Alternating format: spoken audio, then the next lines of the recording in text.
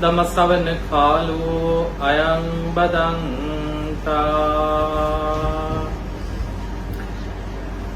නමෝ තස්ස භගවතු වරහතු සම්මා සම්බුද්දස්ස නමෝ තස්ස භගවතු වරහතු සම්මා සම්බුද්දස්ස නමෝ තස්ස භගවතු වරහතු සම්මා සම්බුද්දස්ස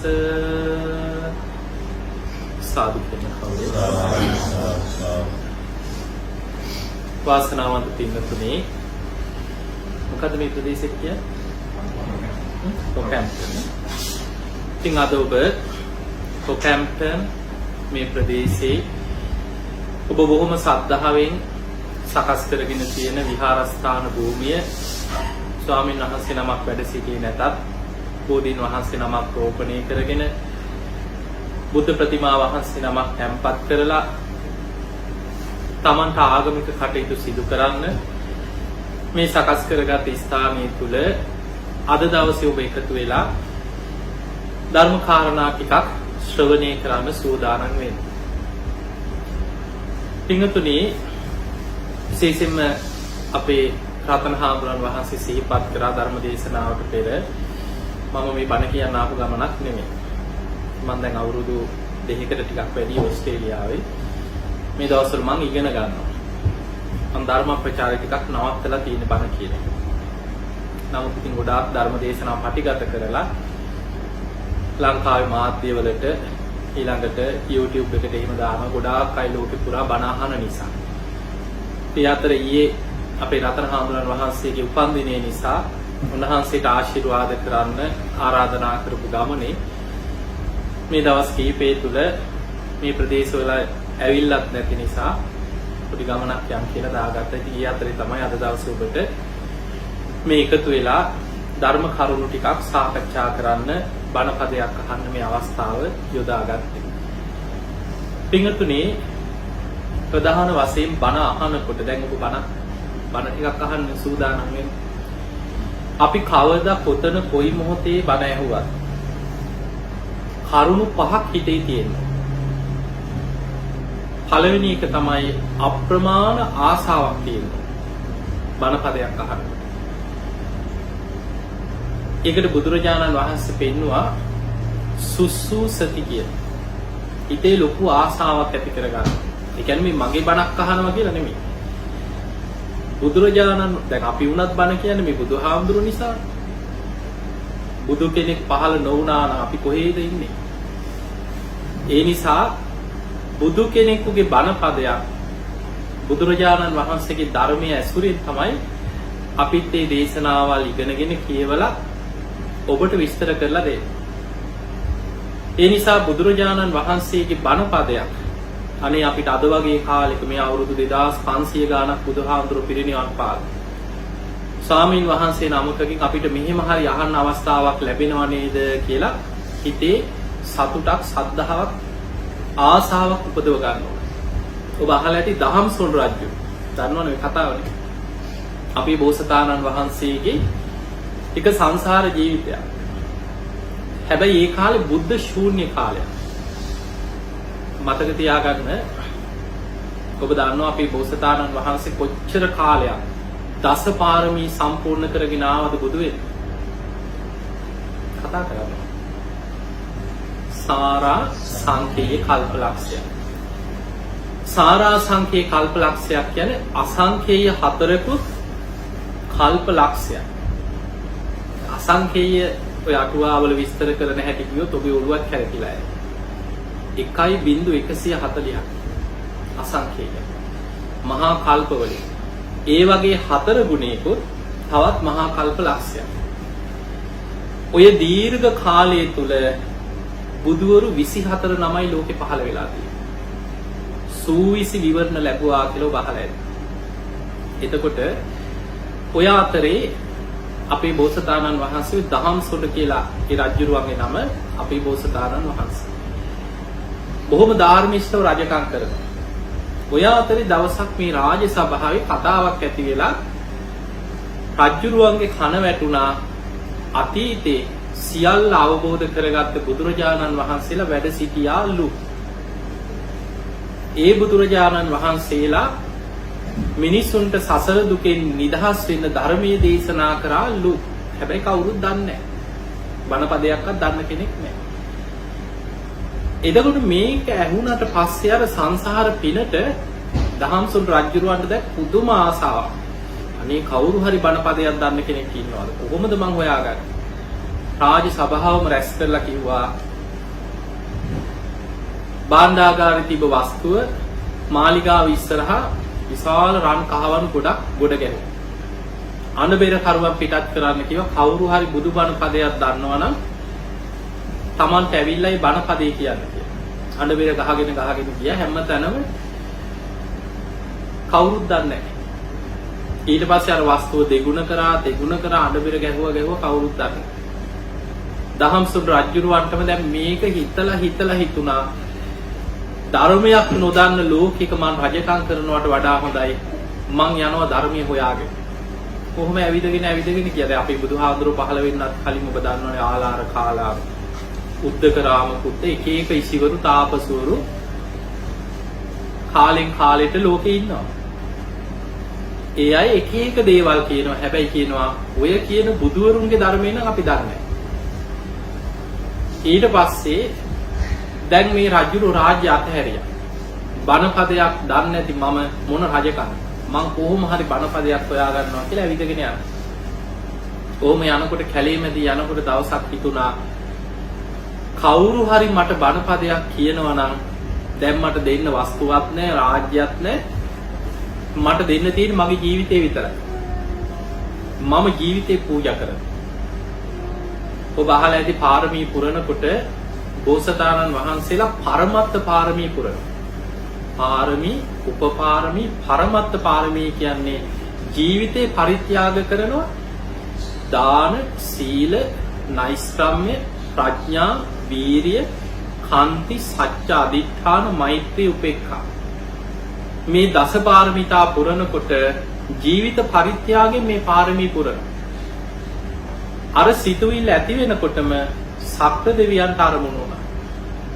සක්‍ර දෙවියෝ තමයි අපේ බෝසතාණන් වහන්සේ පාරමී පුරනකොට ගොඩාක් උපකාර කරන්නේ. ඒ වෙලාවේ සක්‍ර දෙවිදෝ විශාල යක්ෂයෙක් වගේ වේශයක් මවාගෙන කැලේ මැද්දේ ඉස්සරහට මතු වුණා. සාමාන්‍ය දෙමේ කෙලෙස් සහිත කෙනෙක් නේ රජුරෝ වුණත්. දැක්ක ගමන් බයක් ඇති වෙලා දුවන්නත් හිතුණා. එහෙම දුවන්න හිතෙනකොටම හැරෙනකොටම අර යක්ෂයා කියනවා ඔබ හොයන දේ මම දන්නවා. අතීතේ වැඩ සිටිය බුදු කෙනෙක්ගේ බණපද කීපයක් මම දන්නවා. එහෙම නතර වුණා. නතර වෙලා කිව්වා අනේ ඉල්ලන ඕන දෙයක් දෙන්නම්. මට මේ බණපදේ කියන්න කිව්වා. ඒ වෙලාවේ අර යක්ෂයා බඩ අත ගාලා ඈනුමක් ඇරලා කිව්වා මට හොඳටම බඩකිනි. මං බෝ මරාගෙන කනවා කියලා. ඒ වෙලාවේ බෝසතාණන් වහන්සේ දහම්සොඬ රජුරෝ කියනවා මාව මැරුවොත් බණහන්නේ කවුද? ඉස්සෙල්ලා මට ධර්මයේ කියන්න. එහෙම කියලා ඊට පස්සේ මාව මරාගෙන කනවා කියලා. එහෙම කියද්දි යක්ෂයා කියනවා මට බෝ විශ්වාස නැහැ කියලා. බණ ටික අහලා පැනලා දිවුවොත් එහෙම. ඒ නිසා අපි දෙන්නටම එකඟ වෙන්න පුළුවන් තැනකට එමු කියලා පෙන්නවා. එතන තිබ්බ විශාල කන්දක් උඩ පර්වතයක්. මෙන්න මේක උඩට නැගලා පුළුවන් නම් පහළට පනින්න මගේ කටට පනින්න කියලා. මං දන්නේ එක ගාථාවයි. මං ඒ ගාථාව කෑ ගහලා කියන්නම් කියලා. ඒ ගාථාව අහගෙනම මගේ කටට පනින්න. කැමති වුණා. දැන් බලන්න අපේ බෝසතාණන් වහන්සේ ඒ දෙයට කැමති වෙලා අර කන්ද උඩට මේ පර්වතයේ උඩට නගිනවා. ඒ නගිනකොට අඩියෙන් අඩිය හිතනවා අතීතේ වැඩ සිටිය බුදු කෙනෙක්ගේ බණපදයක් මට ඇසේවා. ඒ බණපදයේ වෙනුවෙන් මගේ ජීවිතේ පූජා වේවා. එහෙම හිතා උඩට නැගිලා. නැගලා පහළ බලනකොට විශාල යක්ෂයෙක් කට ඇරගෙන ඉන්නවා. ඒ වෙලාවේ හිත හදාගත්තා කමක් නෑ අතීතේ වැඩ සිටිය බුදු කෙනෙක්ගේ බණපදයක් මට ඇසේවා. මගේ ජීවිතේ ධර්මයේ උදෙසා පූජා වේවා කියලා පැන්න පල්ලෙහාට. පහළට පනිනකොටම අර කට ඇරගෙන හිටි යකෙක් වගේ කවුද? සක්‍ර දෙවියෝ. සැනින්ම අහසට පැන නැගලා සක්‍ර දෙවියන්ගේ වෙස් මවාගෙන බෝසතාණන් වහන්සේව දෑතින්ම අහසට පිළිගත්තා. පිළි අරගෙන දෙව්ලොවටම එක්කන් ගෙනහිල්ලා සක්‍ර දෙවියන්ගේ ආසනයේම වඩා හිඳවලා ධර්මයේ කියලා දීලා ආපහු ගෙනහලා රාජ්‍ය පිහිටෙවි. එතකොට අපිට පේනවා අපේ බෝසතාණන් වහන්සේ බණපදයක් අහන්න සසරේ කොච්චර කැපකිරීම කරපු කෙනෙක්ද කියලා. ඒ නිසා පින්වතුනි පළවෙනි දේ තමයි අපි බණ අහනකොට කවදා බණ ඇහුවත් හිතේ පළවෙනිම එක මොකක්ද? අප්‍රමාණ ආසාව. දැන් රේඩියෝ එකේ වෙන්න පුළුවන්. ඔබ මොනවා හරි ලංකාවේදී හරි කොයි ඉන්ටර්නෙට් එකෙන් බණක් අහනවා වෙන්න පුළුවන්. ෆෝන් එකෙන් බණක් අහනවා වෙන්න පුළුවන්. ඒ බණක් අහන හැම වෙලාවෙම ධර්මයේ Taman තුල පිහිටන්න නම් හිතේ ලොකු ආසාවක් උපදව ගන්න. ඒ ධර්මයේ ගැන. දෙවනි කාරණේ තමයි සෝතං ඕදහ. හොඳට කන් යොමු කරගෙන ධර්මය අහන්න පුරුදු වෙන්න. දැන් අපිට දැන් ඔබෙන් අහුවොත් ඔබ ගොඩාක් බණ අහලා ඇති. අපේ දේශනා ගොඩාක් අහලා ඇති. හැබැයි දැන් අපිට වෙලා තියෙන අපිට අර ඉස්සර වගේ නෙවෙයි දැන් ගොඩාක් බණ ඇහෙනවනේ. ඒ ඇහෙනකොට අපි ওই බණ දාලා වැඩ නේද? ඇත්තම කතාව හිතන්නකෝ. දැන් ඉස්සර සාමාන්‍ය පරණ ඔබ බලන්න පොඩි කාලේ ඔබේ ආච්චිලා සීයලා හැම බණ අහපු ඇයි. ඉස්සෙල්ලාදී මෙහෙම බණක් නැහැ. ওই දවසකට ওই රේඩියෝ එකේ ওই දවසේ රැයට බණක් යනවා. ඊට පස්සේ රැයට පිරිත් ටික යනවා. ඊට පස්සේ රජයේ සුදේශීය සේවයේ තමයි රැයට බණ ගියේ. වැඳගෙන සමහරු බිම වාඩි වෙලා රේඩියෝ එකට වැඳගෙන බණ ඇහුවා. ඉස්සර ඔබ අහලා ඇති අනුරාධපුරයේ ආර්ය වංශ දේශන කියලා දේශනාවල් පවත්වනවා. තිස්ස මහරාමේ ඉඳන් මිනිස්සු පයින් යනවා කියන බණ අහලා ඇති. එතකොට අනුරාධපුරයට පයින් යන්න තිස්ස මහරාමේ ඉඳන් කොච්චර දුරද? ඒ මිනිස්සු යනකම් බුදු ගුණ සිහි කර කර ධර්මයේ මෙනෙහි කර කර ගිහිල්ලා බණ අහලා එනකම් මේ දේශනා හිත හිත එනවා කියන. දැන් අපිට ගොඩාක් බණ ඇහෙනවා. හැබැයි බොහෝ වෙලාවට අපි බණ දාලා අපිට වැඩ ඔක්කොම නවත්තලා බණ අහගෙන ඉන්න බෑ. හැබැයි දවසකට එක පැයක් හරි හදාගන්න වාඩි වෙලා බණ අහන්න. නිදා ගන්න ගියත් ඇඳේ හරි ටිකක් ඉඳගෙන බාහිර දේවල් පැත්තක තියලා ඔබේ ෆෝන් එක හරි එක්ක සයිලන්ට් කරලා පැත්තකින් තියලා අනිත් වැඩ නවත්තලා අඩුම ගානේ පැය භාගයක්වත් එහෙම බණ අහනකොට අපේ දේශනාව අපේ හිත දේශනාව තුල පිහිටනවා. බුදුහාමුදුරුවෝ පෙන්නනවා දැන් අපේ හිත එච්චර දියුණු නැතුව ඇති. බුදුරජාණන් වහන්සේ දේශනා කරනවා මහණෙනි හොඳට ධර්ම දේශනාවක හිත පිහිටවල බණ අහනකොට දේශනාව තුල පංච නීවරණ යටපත් වෙලා බණ අහද්දි සප්ත බොජ්ජංග වැඩෙනවා කියලා.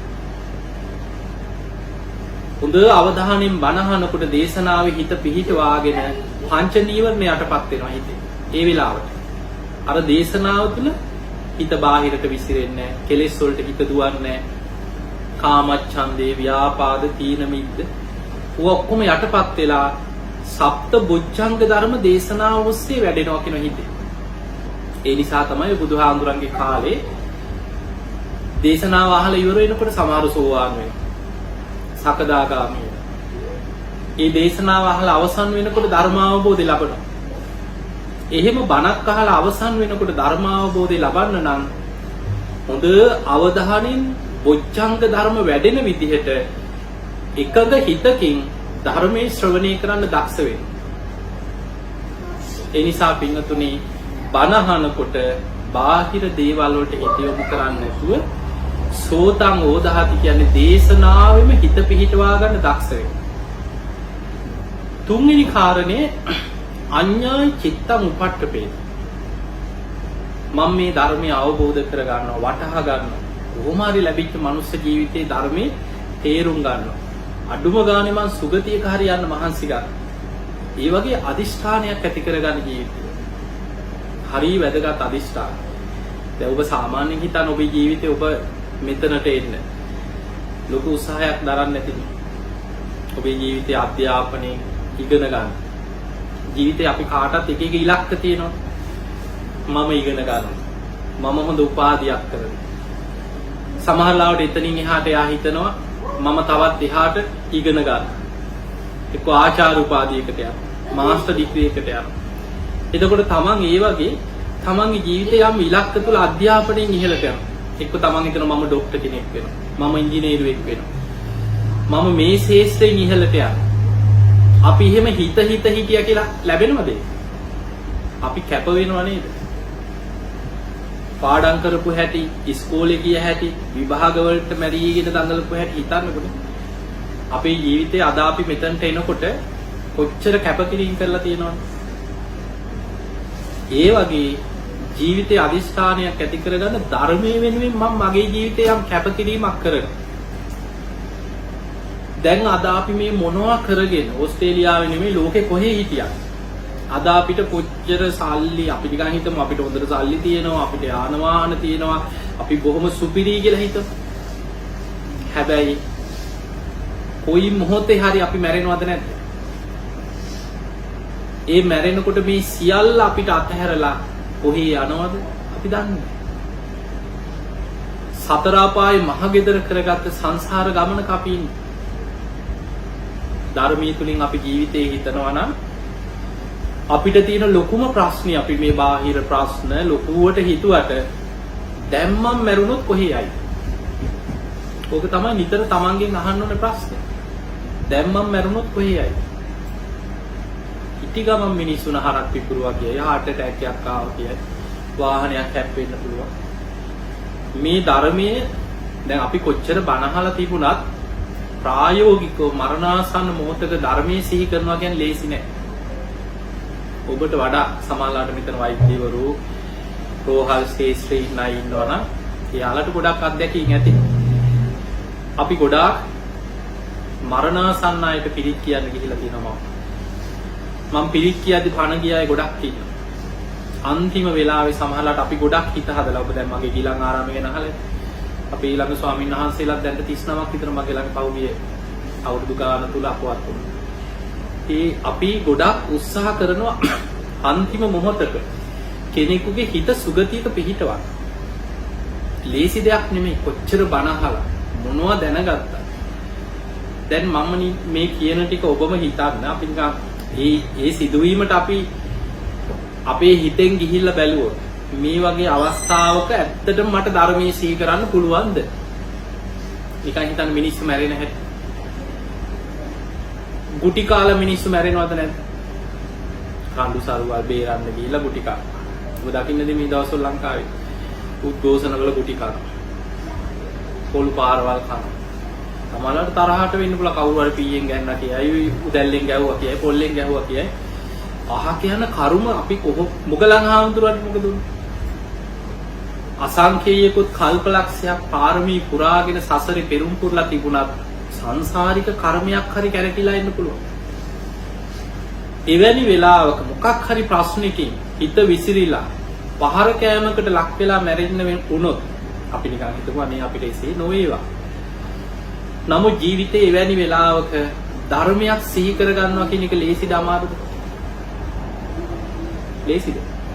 අමාරුයි. ගින්නෙන් පිච්චිලා මිනිස්සු මැරෙනවා. අපි දන්නවනේ කොච්චර මිනිස්සු සමාජලාවට ගෙවල් ගිනි ගන්නවා, ගෑස් ටික ගිනි පිපුරුවා කියයි. ගිනි තියා ගන්නවා මිනිස්සු.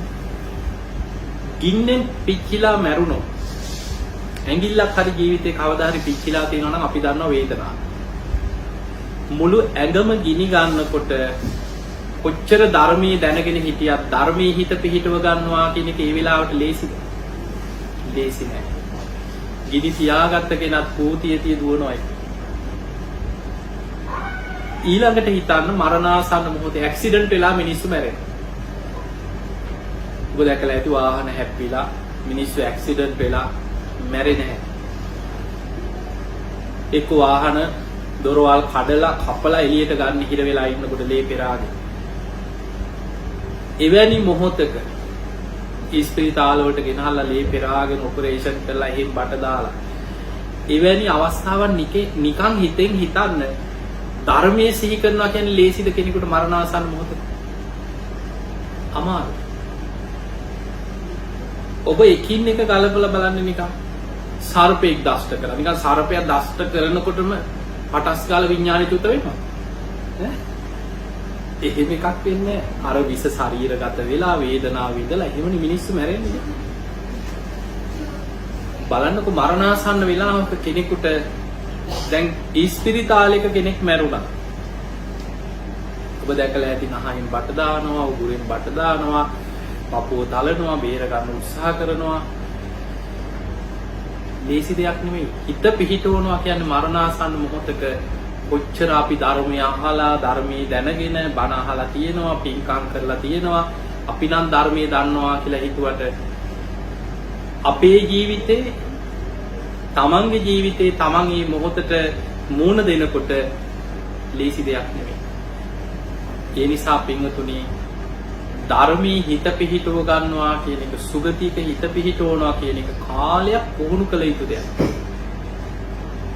සමහර අයට කලාතුරකින් මරණාසන්න මොයි බුද්ධ දේශනාවල තියෙන ඔය විමානවත් වේ තියෙන. හැබැයි ඒ සංසාරේ පුරුදු කරපු හිත ඇති අය තමයි අන්තිම මොහොතේ දානයක් දීපු පිනක් මතක් වෙනව කණ යන. ලොකු පින්කලුත් නෙමෙයි සමහර. සමහර අය කියනවා ස්වාමීනි මම ගොඩාක් පින් කරලා නැහැ. දවසක් පින්දපාතේ ආපු ස්වාමීන් වහන්සේ කෙනෙකුට බත් හැන්දක් පූජා කරා. හැබැයි මම ඕක සිහි කර කර හිටියා. මට මැරෙනකොට ඒ පින මතක් වුණාට. ඊළඟට සමහර කෙනා මම විසි කරන්න ගිය පිට්ටු කෑල්ලා. පින්දපාතේ වැඩි ස්වාමීන් වහන්සේ නමකට ඒ ස්වාමීන් වහන්සේ නැගණිය ඕක මගේ පාත්‍රයට බෙදන්න කිව්වා. එදා මං ගිහිල්ලා මේක පෙන්නුවා. ස්වාමීනි පිලුණු වෙලා විසි කරන්න යන්න. කමක් නැහැ හිත පහදවාගෙන ඕක පූජා කරන්න. එදා මං මේ පිට්ටු කෑල්ල පූජා කරා. ඔය පිනයි මට මැරෙනකොට මතක් වුණේ කියලා. සමහරු මල් ටිකක් පූජා කරලා. වතුර ටිකක් පූජා කරලා. කරේ පුංචි පිනක් වුණත් බුදුහාඳුරු පෙන්නනවා ඒ පින හිතලා බලවත් කරලා මරණ මංචකෙත් ඒ පිනේ හිත පිහිටවන්න පුළුවන් නම් අන්‍යයා සුගතියක්. අපි හිතන ක්‍රම ගොඩාක් එක එක්කිනාට බලපාන. මතක තියාගන්න දැන් ඒ වගේ සමහර අය බත් හැන්දක් පූජා කළා දිව්‍ය ලෝකෙ ගියා. පිට්ටු කෑල්ලක් පූජා කළා මල් ටිකක් පූජා කළා දිව්‍ය ලෝකෙ ගිය විස්තර තියෙනවා. ධර්මාශෝක රජු කොච්චර පින් ගොඩක් කරාද? අපිට හිතන්නවත් බෑනේ සාමාන්‍ය කෙනෙකුට ඔබ කොහොම හරි මහන්සි වෙලා මේ ප්‍රදේශෙ මේ වගේ පන්සලක් හදාගන්න මහන්සි වෙන්නේ නැහැ. බෝධි ප්‍රාකාරයක් බුදු පිළිමයක් වඩම්මලා පුංචියට හරි ධර්මයේ තුල යම් වැඩපිළිවෙලක් ගෙනියන්න ඔබ උත්සාහ කරනවා. ධර්මාශෝක රජුරු 84000ක් විහෙර විහාර කෙරෙව්වා කියන යොදුනෙන් යොදුන 1000ක් රහතන් වහන්සේලා එකතු කරලා තුන්වෙනි ධර්ම සංගායනාව කෙරෙව්වා. ලෝකේ රටවල් ගණනාවකට ධර්මී ව්‍යාප්ත කරා. ඊළඟට තමන්ගේ එකම පුතා මිහිඳු මහරහතන් වහන්සේ වුණා. දියණිය සංඝමිත්තාව මුණුබුරා සුමන සාමණේරයන් වහන්සේ කී දෙනෙක් පැවිදි වෙලා රහත් වුණා. මහරහතන් වහන්සේලා ඇසුරු කරේ කොයිතරම් රහතන් වහන්සේලාට සංඝයාට දන් දීලා ඇද්ද? හැබැයි පෘථග්ජන ජීවිතේ මරණාසන්න මොහොතේ හිතේ ස්වභාවය කියන්නේ ඒ කරපු පින යටපත් කරගෙන පෙර අකුසලයක් හරි බලවත් වෙන්නත් පුළුවන්. ධර්මාශෝක රජුරෝ ලෙඩ වෙලා මරණාසන්න වෙච්ච වෙලාවේ දැන් ඔබ නිකන් ඒ සිදුවීම හිතන්න. රජුරවන්ට පවන් සලන්න මේ පාරේ යන මිනිස්සෙකුට අඬ ගහලා දෙනවද?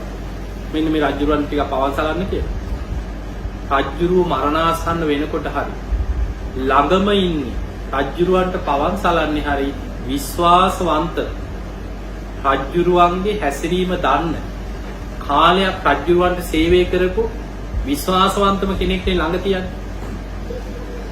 ඒ මිනිස්යාගේ අතින් ඒ පවන් සලනකොට ඒ වටාත්ත වැදුනා කියනවා ටිකක් රිදෙන්න. මොකක් හරි වැරදීමක්. අධිරාජ්‍යයක් හැටියට හැමෝටම අණ කරගෙන ඉඳලා එක තැන් වෙනකොට මානසිකත්වයක් ටිකක් වැටෙනවා. සෝවාන් වෙලා හිටියේ නෑනේ. හිතට කේන්තියක් ආවා. අර පුද්ගලයා ගැන තරහක් ඇති වුණා. ඒ තරහ සිත බලවත් වෙනකොටම අණ ගියා. දින කීපයක් හරි දුගතියක ඉපදුණා. මිහිඳු මහරහතන් වහන්සේ බැලුවා කෝ පියාණන් කොහෙද ඉපදුනේ කියලා. බලනකොට ඔය ඉතිහාස පොත්වල තියෙන භූත පිඹුරෙක් වෙලා පහළ වෙලා. කියන්නේ සාමාන්‍ය මේ තිරිසන් සතෙක් නෙමෙයි අමනුස්සෙක්. පිඹුරෙක් වගේ ශරීරයක් තියෙන අමනුස්සෙක්.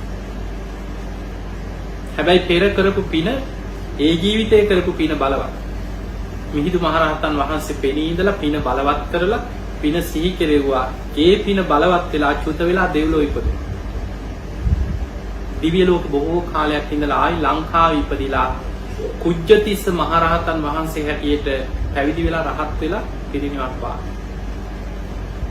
ඒ අතරම දේවානම්පියතිස්ස රජුරෝ ව්‍යග්ගතිස්ස මහරහතන් වහන්සේ හැටියට ලංකාවේ පැවිදි වෙලා ආයි පිරිනිවන් පෑවා. මේ දෙන්නම පෙර සංසාරේ සහෝදරවෝ.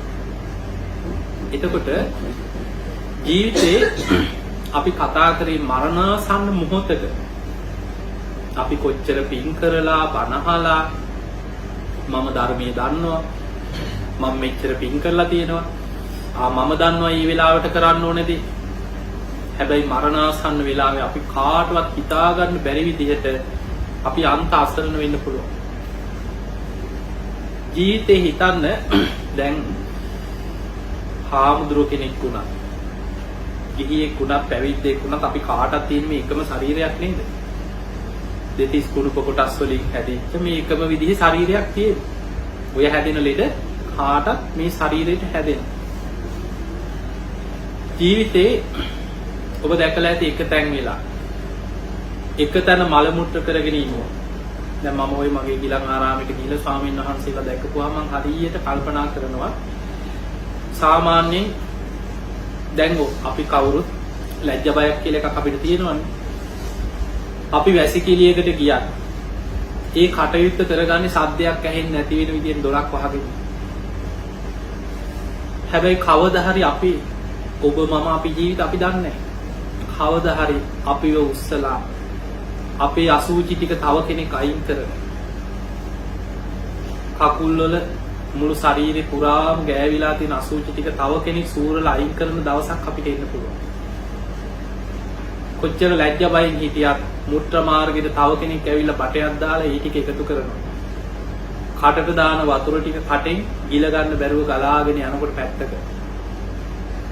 එකම ඇඳේ උඩුවැලිය අතට ඉන්නකොට උස්සලා පැම්පස් එක මාරු කරනවා. බෙඩ් සීට් එක මාරු කරනවා ආයෙ උස්සලා ඇඳෙන් තියෙනවා. අසරණද නැද්ද? අන්ත අසරණයි ජීවිතේ. ඒ නිසා හැම වෙලාවෙම හිතන්න මම ලෙඩ වෙන කෙනෙක්. අද මම මෙහෙම හිටියට මං කොයි වෙලේ අසරණ වෙයිද, ලෙඩක් හැදෙයිද, ඔත්පල වෙයිද, මොන විදිහට ජීවිතයේ අවසාන මොහොතේ මට මුහුණ දෙන්න වෙයිද? අපි කවුරුත් දන්නේ නැහැ. ඒ නිසා පින්වතුනි ධර්මයේ තුලින් හිත ශක්තිමත් කරගන්න. නිතර බණ දැන් මම ඔබට කියාගෙන ආවේ බණ අහනකොට පළවෙනිම දේ තමයි අප්‍රමාණ ආසාවකින් බණ. දෙවෙනි කාරණේ සෝතං ඕදහති හොඳට කන් යොමු කරගෙන එක බණක් හරි අවධානයෙන්ම බණ අහන්න. තුන්වෙනි කාරණේ අදිෂ්ඨාන. මං කොහොම හරි මේ ධර්මයේ තේරුම් ගන්න. කොහොම හරි මේ ධර්මයේ මගේ ජීවිතේ මං දියුණු කරගන්න. මේ ලැබිච්ච මනුස්ස ජීවිතය අවසන් වෙන්න කලින් කොහොම හරි මම මේ ධර්මය ජීවිතයට ගලප ගන්න. අඩුම ගානේ බුද්ධ ශාසනයෙන් අපි සෝවාන් වෙනවා කියලා මහන්සි ගන්න. අඩුම ගානේ මාර්ගය තුල හරි වඩා ගන්න පුළුවන්. එවැනි ඉලක්කයක් තියාගන්න ජීවිතේ. ඊළඟට බුදුහාමුදුරුවෝ පෙන්වන මහණෙනි බණ අහනකොට අත්ථං ගන්හාරි අර්ථය ග්‍රහණය කරගන්න. ඒ ධර්ම දේශනාවේ වැදගත් ධර්ම කරුණු ජීවිතේ මතක තියාගන්න ග්‍රහණය කරගන්න දක්ෂ වෙන්න. පස්වෙනි එක අනත්තං පිංචති. අනවශ්‍ය දේවල් ධර්ම දේශනාවට අපේ හිත බාහිර දේවල් ගොඩාක් ඔස්සේ දුවනවා. දැන් අපි මෙහෙම වාඩි වෙලා බණ ඇහුවත් දූරංගමං ඒකචරං හිතට දුර ඈත ගමන් තියෙනවා. සැනින් ලංකාව මතක් වෙන්න පුළුවන්. ලංකාවේ මොනවා වෙනවද දන්නේ නැහැ. ගෙදර අම්මා තාත්තා ගැන මතක් වෙන්න පුළුවන්. සමහර ලාවට මොනවා හරි ගෙදර දොර වැහුණක් දන්නේ නැහැ. එදි ටිකේ ලියු මොනවා හරි මතක් වෙන්න පුළුවන්. එහෙම තමයි හිත කිසි වැඩකට නැහැ කවුරු හරි තරහකාරී කියන මතක් වෙනවා. අන්න හරිය මට මෙහෙම කිව්වා එදා. මේ පරණ ප්‍රශ්නයක්. මේ බණහන අතරතුර දැන් හිත ඒක ඔස්සේ දුවනවා ඊට පස්සේ. ඒ නිසා හිත හැම වෙලාවෙම අකුසල් වලින් බැහැර කරගෙන තමන් හැම වෙලාවෙම එන සිතුවිල්ල දිහා සිහියෙන් බලන්න. මේ සිතුවිල්ල ඔස්සේ දිගට මෙනෙහි කර යෑම තුල මගේ හිතට පිනක් කුසලයක් රැස් වෙනවද? අකුසලයක් පිරෙනවා. ඒ විදිහට තමන්ගේ හිත දිහා බලන්න. කොහොම සරලව මම මේ ඔබට කියන්නේ. ඒක චිත්තානුපස්සනාව. අපේ හිත දිහා හොඳ සිහියෙන් බලමු. ඒ නිසා මේ ලැබිච්ච මනුස්ස ජීවිතය තුළ අපිට විශාල පෙර පිනකට බුද්ධ ශාසනයක් මුණ ගැහුණා. මනුස්ස ජීවිතයක් ලැබුණා. දැන් ඔබ මේ ලෝකේ දැන් කෝටි 750ක් විතර ඉන්න මිනිස්සු අතර අද නිකන් හිතන්න ඔබ ලංකාවේ අද හිටියද කොච්චර මානසික පීඩනයක් ඇද්ද මිනිස්සුන්ට නේ? ඔබේ ඥාතීන් වේවා ඔබේ යාළුවෙක් කතා කරලා බලන්න. යම් මොහොතකට හරි ඔබ මේ පීඩණයෙන් දැන් ටිකක් මිදිලා ඉන්න වෙලාවක් නේ. ඔබට දුක තියෙයි ඔබ කාටත් අපිට දුක තියෙනවානේ අපේ රටට වෙන දේ කියලානේ. හැබැයි යම් මොහොතක හරි ඔබ මේ වෙලාවේ මනස නිදහස තියාගෙන බණක් හරි අහන්න පුළුවන් තැනක ඔබ ඉන්න. ඊළඟට ඔබ යුරෝපේ දිහා බලන්න. එක පැත්තක යුද්ධ. ඔබ දකින්න ඇති බොහොම හොඳට දියුණු රටවල්. මේ සීත කාලේ සමහරලා ලයිට් කපලා ගෑස් නැහැ. ඒ බෝම්බ දානවා. ගොඩ නැගිලි කඩාගෙන වැටෙනවා. මරණ බය දරුවෝ තුරුල් කරගෙන කන්න නැතුව එක පාරවල් වලින් දුවනකොට ලක්ෂ 35ක් 40ක් තරණාගතව හැටියට එක රටවල් වලට යනවා මේ ඉන්න තැන නැතුව හිටපු හිඟන්නු නෙමෙයි. එතකොට ලෝකේ දියුණුයි කියලා කවදාවත් අපිට මෙහෙම වෙන්නේ නැහැ මේවා හොඳ දියුණු රටවල් කියලා හිතාගෙන හිටපු මිනිස්සු.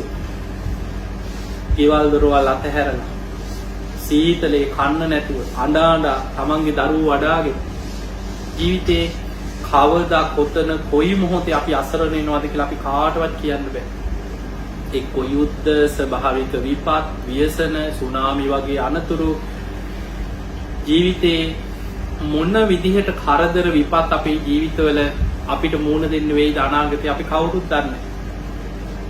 ඒ නිසා පින්වතුනි ඔබ මේ ලැබිච්ච මනුස්ස ජීවිතේ මේ ලැබිච්ච අවස්ථාව ගැන නිතර හිතන්න.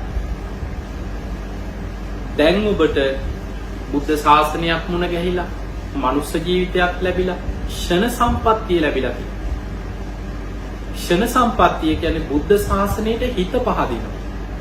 හැමෝගෙම හිත පහදින්නේ කොච්චර බණ ඇහුණත් උදේ හවස බණ ඇහුණත් අනේ වැඩක් නෑ අනාපායක යනවා කියන අය කොච්චර ඉන්නවද?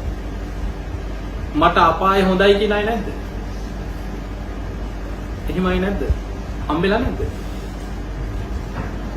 සමහරුන්ට ඔබ කියනවා අනේ ඔහොම ඉඳලා කොහේ යයිද? උඹලා දිව්‍ය ලෝකේ ඵලයල්ලා මං යන්නම් අපායි කියලා. අපිට අපාය හොඳයි කියන අපිට නම් හම්බෙලා තියෙනවා එහෙමයි. සමහරව ඉන්නවා එහෙම. එතකොට ඒ අතරේ ඔබට හිත පහදිනවා. දැන් මෙහෙම එන්න හරි හිතෙන්නේ නේ. බණක් අහන්න ඕනේ. රස්සාවල් වලට ගිහිල්ලා මහන්සි පිට ගෙවල් වල වැඩ නැතුව නෙමෙයි. එතකොට තමන්ගේ ජීවිතේ බණක් අහන්න, පිනක් කරන්න, බුදුන් වඳින්න, පිරිත් ටිකක් කියන්න, තුනුරුවන්ට හිත පහදිනවා කියන්නේ ඒකට ධර්මයේ කියන්නේ ෂණ සම්පත්තිය ලැබෙනවා. අපායේ බයක් උපදිනවා. මං කොහොම හරි මේ ධර්මයේ දියුණු කරගන්න ඕනෑ කියන හැඟීමක් Taman තුලින් මතුවලා එනවා. අන්නේ හැඟීම යම් මට්ටමින් හරි ඔබ තුල තියෙනවා නම් ඔබට යම් අපායේ බයක් තියෙනවා නම් මම මෙහෙම ඉඳලා මැරිලා කොහේ යයිද කියලා හිතෙනවා නම් කොහොම හරි අඩු ගානේ ධර්මයේ ටිකක් දියුණු කරගෙන ලැබිච්ච මනුස්ස ජීවිතේ බුද්ධ ශාසනයෙන් ගැලවිලා යන්න ඕනේ, අඩුම ගානේ අපායෙන් හරි ගැලවී ගන්න ඕනේ කියලා හිතෙනවා නම් ඔබ වාසනාවන්ත කෙනෙක්. ඒ සිතුවිල්ල හරි එනවා නම් මේ ලෝකේ කෝටි 700කට එහා ඉන්න මිනිස්සු අතර නියසිලට ගත්ත පස් ටිකක් වගේ වාසනාවන්ත කෙනෙක්. ලෝකේ අප්‍රිකානු රටවල් ගත්තා, බටහිර රටවල් ගත්තා, ගොඩාක් රටවල් ගත්තා. අද බෞද්ධ නාමයෙන් තියෙන අනිත් රටවල් ඔක්කොම අතහරින්න. බෞද්ධ නමෙන් ඉන්න ගොඩාක් රටවල් ගත්තත් අද ගොඩක් නිරාගම. නමට බෞද්ධ වුණාට එහෙම ආගමක් අතහරින්නේ නැහැ ගොඩක්. එතකොට ඒ අතරේ අපිට මේ තායිලන්තේ, බුරුමේ, ලංකාව ඔය වගේ රටවල් කීපයයි ඔය යන්තම් තේරවාදී බුදුරජාණන් වහන්සේගේ ධර්මය අද කතා කරන්නේ හරි. බෞද්ධ නමෙන් අපිට ජපානයේ, ටිබෙටේ, ලාओසේ, කාම්බෝජේ, කොරියාව, චීනේ ලොකු බුදු පිළිම ඇති, බෞද්ධ පන්සල් ඇති.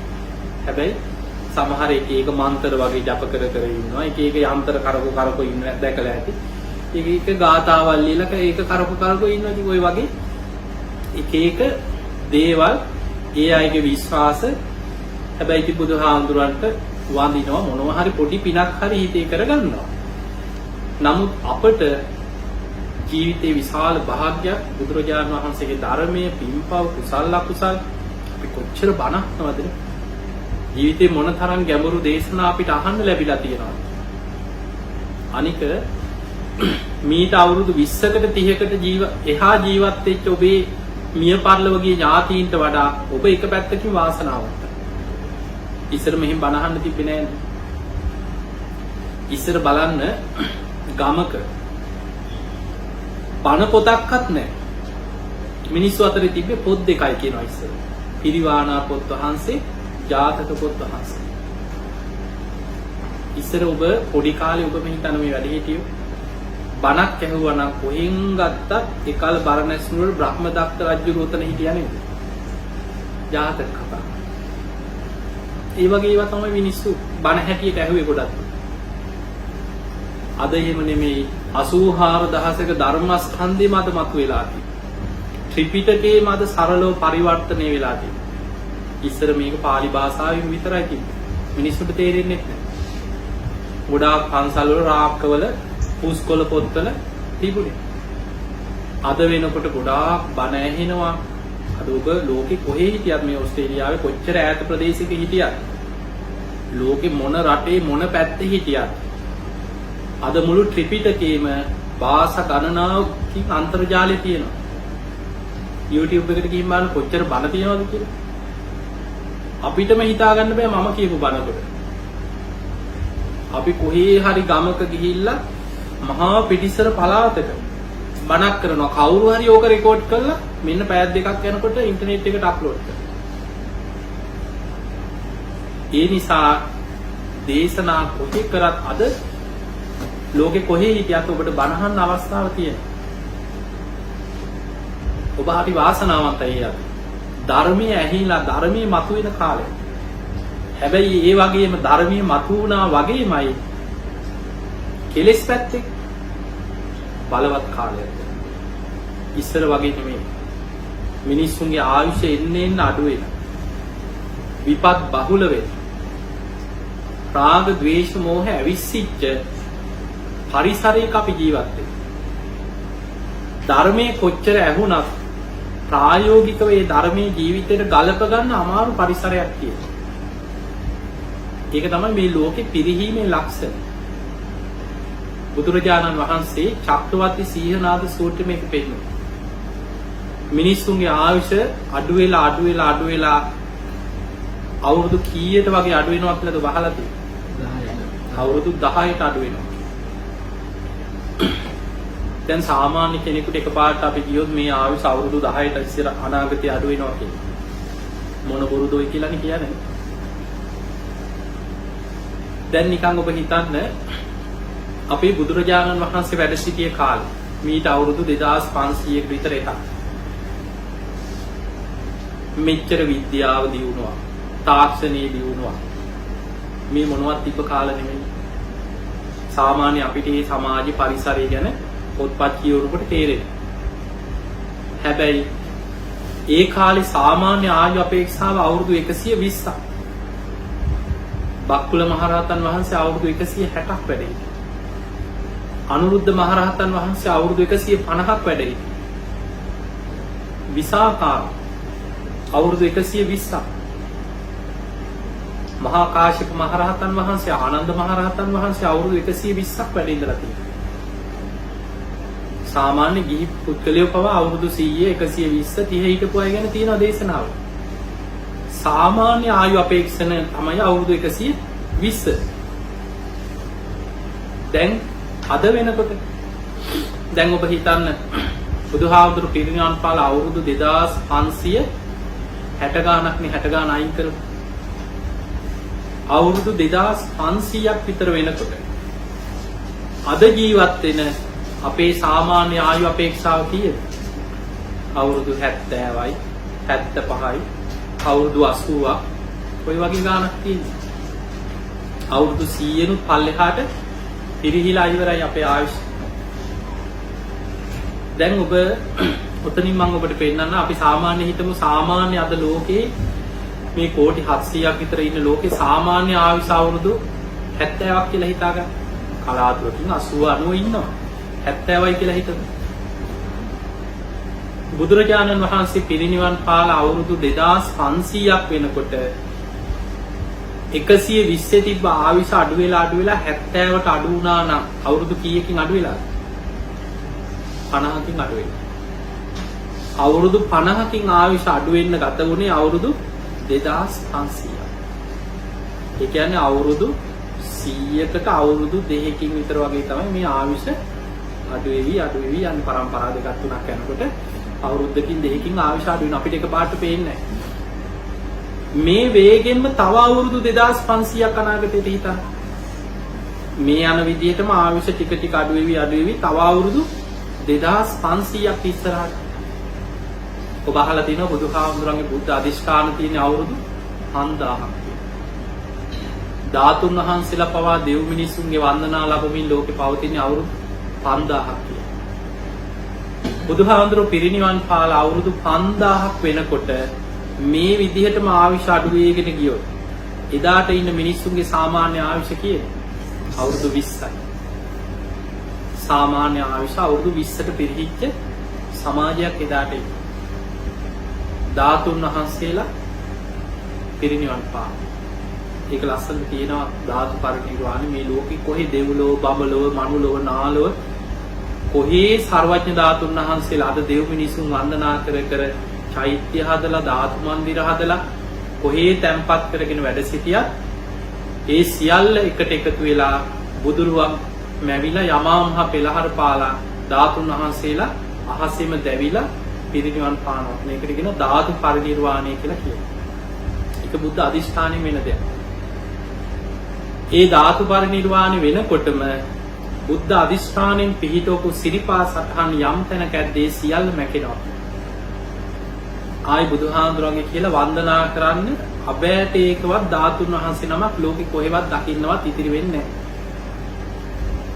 එතකොට මේ ධාතු පරිනිර්වාණයත් වෙලා තවත් අවුරුදු 100ක් 200ක් යනකොට අර විශ්‍යාවිස 10ට පිරිහිලා දීඝනිකායේ චක්‍රවර්ති සීහනාද සූත්‍රයේ තියෙන ආයුෂ අවුරුදු 10ට ලං වෙනකොට මනුස්ස ස්වරූපෙන් ඉන්නේ තිරිසන්නුන්ට අන්ත රාග ද්වේෂ මෝහ බලවත් වෙච්ච විකෘති මිනිස්සු කොටසක්.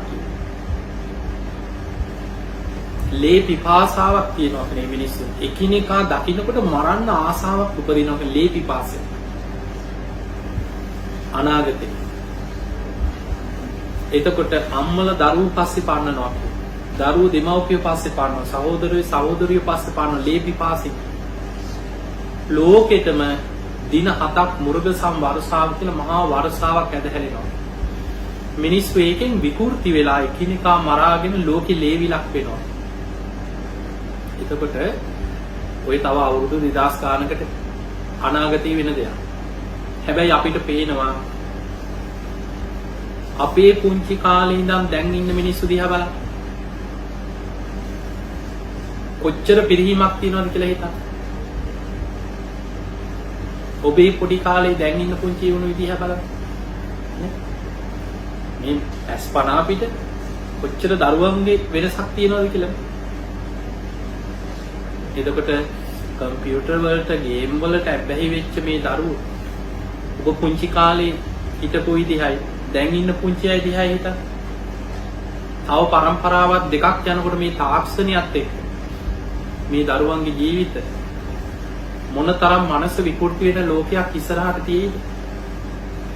සමහර දරුවෝ මම මේ ඕස්ට්‍රේලියාවේ හිටියා සමහර දාන්න අය ලංකාවේ අය එක්තරගෙන එනවා. සමහර පොඩි ළමයි ගේම් ගහලා මනස ඔළුව අවුල් වෙලා තමයි. ඒකෙන් තොර ජීවිතයක් නෑ සමහරලා ෆෝන් එකෙන් තොර. ඒ ළමයිව කන්ට්‍රෝල් කරගන්නත් බෑ ෆෝන් එක නැතුව ඊට පස්සේ. ඒ නිසා එන්න බලාගෙන ඉන්නේ නැති අපි කෙලෙස් වලින් ද්වේෂයෙන්, කේන්තියෙන්, වෛරයෙන්, ඉරිසියාවෙන් බලවත් වෙවි විකෘති වෙවි යන ලෝකයක්. ඒ නිසා පින්වතුනි මේ ලැබිච්ච මනුස්ස ජීවිතය තුළ අද මේ කියපු ටික හොඳට හිතලා අපිට ලෝකෙ වෙනස් කරන්න බෑ. ලෝක යන රටාව වෙනස් කරන්නත් බෑ. බුදුරජාණන් වහන්සේ අනාගතයේ මේ වෙන විනාශයේ මිනිස් ආයුෂ පිරිහිලා විපත් වැඩි වෙලා කෙලෙස් බලවත් වෙලා මේ සිද්ධ වෙන ව්‍යසන විපත් බුදු වැසින් දේශනා කරලා තියෙනවා. ඒව අපිට වෙනස් කරන්න බෑ. හැබැයි තාම බණ පදයක් ඇහෙනවා. බුද්ධ ශාසනය තුල ප්‍රයෝජනෙ ගන්න පුළුවන් අවස්ථාව තාමත් තියෙනවා. ඒ නිසා පින් ඇති කෙනා, වීර්යවන්ත කෙනා උත්සාහ කරොත් ඔබට ගැලවෙන්න පුළුවන්. ඔබම ඔබ ගැන හිතන්න කොහොම හරි මේ රස්සාව කරන අතරතුර දරුවන්ගේ ප්‍රශ්න ඇති, ගෙවල් වල ප්‍රශ්න ඇති, ලෝන් වල ප්‍රශ්න ඇති, ජීවිතේ ගොඩාක් බැඳීම් වල ප්‍රශ්න ඇති, 1000ක් ඔළුව අවුල් වෙච්ච ප්‍රශ්න ඇති. හැබැයි මේ සියල්ලත් එක්ක කොහොම හරි හිත හදාගෙන ධර්මයේ දියුණු කරගන්න. බුදුරජාණන් වහන්සේ එක තැනක පෙන්නන මහණෙනි අඬා හරි ධර්මයේ පුරුදු කරන්න ප්‍රතිඵල ලැබෙනවා. ඒ නිසා මාර්ගය හරිනම් කොහොම හරි දුකසේ අපිට කොච්චර ප්‍රශ්න ගැටලු පීඩා තිබුණත් අඬා හරි පින් කරන්න. කොහොම හරි සිල් රකින්න. අන්සිල් ටික හරි රැක ගන්න. දවසකට එක බණක් දෙකක් අහන්න. බුදුන් වඳින්න. නිදා ගන්න ගිහිල්ලා හරි තුනුරුවන් ගුණ සිහි කරලා ධර්මයේ සිහි කරගෙන නිදා ගන්න හිත පුරුදු කරගන්න. ඔබටම තේරේ කාලයක් යනකොට ජීවිතේ ධර්මයේ තුලින් දියුණු වෙගෙන යන ආකාරය. ඉතින් එහෙමනම් පින්වතුනි ඔබ හැම දිනාටම අපි ආශිර්වාද කරනවා මේ ලැබිච්ච මනුස්ස ජීවිතය අවසන් වෙන්න පෙර ඔබ හැම දිනාටමත් සද්ධාදී ගුණ ධර්ම දියුණු කරගෙන උතුම් වූ ධර්මීයම දියුණු කරගන්න, ධර්මීයම අවබෝධ කරගන්න වාසනාව ලැබේවා කියලා අපි ආශිර්වාද කරනවා.